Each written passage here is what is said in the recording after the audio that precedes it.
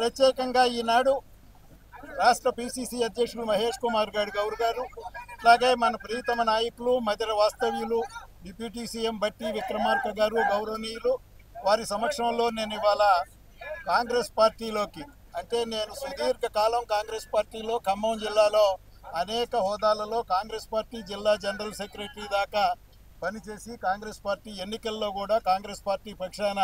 ఆనాడు సమితికి కూడా పోటీ చేసి జిల్లా వ్యాప్తంగా అందరితోటి కూడా కాంగ్రెస్ శ్రేణులతో ఒక సత్సంబంధాలు ఉన్నటువంటి వ్యక్తిగా తిరిగి మళ్ళొకసారి ఈనాడు ఉన్నటువంటి దేశ రాష్ట్ర రాజకీయ పరిస్థితులన్నిటినీ దృష్టిలో పెట్టుకొని కాంగ్రెస్ పార్టీని వాడ బలోన్మాతం చేయాల్సినటువంటి అవసరం ఉన్నది. పేద ప్రజల కోసం కాంగ్రెస్ పార్టీ అనాదిగా పండిట్ జవహర్లాల్ నెహ్రూ స్థానం నుంచి నేటి వరకు ఆ కుటుంబమే కాకుండా ఇందిరాగాంధీ గారు,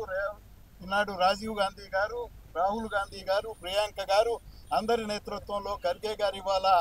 ఆనాడు ఏదైతే మనకు కాంగ్రెస్ పార్టీ అంటేనే గుర్తు రావాల్సింది పేద ప్రజల కోసం, ఆనాడే స్వాతంత్రం వచ్చిన తర్వాత ఈ దేశాన్ని బలవంతం చేయాలా, పబ్లిక్ సెక్టార్లో ఇండస్ట్రీస్ని పెట్టినటువంటి పిఎస్యూస్ అంటే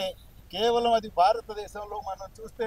కాంగ్రెస్ పార్టీ ఒక ప్రధానమైనటువంటి పాత్ర పోషించిందంటే ఆనాడే పేద వర్గాల సంక్షేమం కోసం అనేక కార్యక్రమాలని తీసుకురావటమే కాకుండా ఒక మాట ఆనాడు పండిట్ జవహర్లాల్ నెహ్రూ గారు గ్రామీణ ప్రాంతాలు కూడా అభివృద్ధి పదంలో ముందుకు రావాలంటే గ్రామీణ వ్యవస్థని బలోపేతం చేయాల్సినటువంటి అవసరం ఉన్నది, పంచాయతీరాజ్ వ్యవస్థ బలోపేతం కావాలా. అందుకని ఆనాడు అమెరికాలో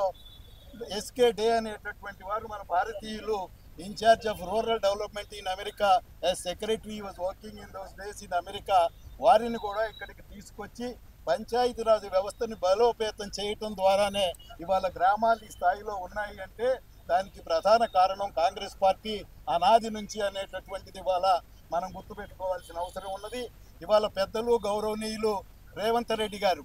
ముఖ్యమంత్రిగా అనేక అభివృద్ధి కార్యక్రమాలని, అనేక సంక్షేమ కార్యక్రమాలని బట్టి గారితో కలిసి ఈ కార్యక్రమాలన్నీ మనందరికీ తెలుసు. మనకు బట్టి గారు ముఖ్యమంత్రి గారు ఉప ముఖ్యమంత్రి గారు, కానీ నేటివ్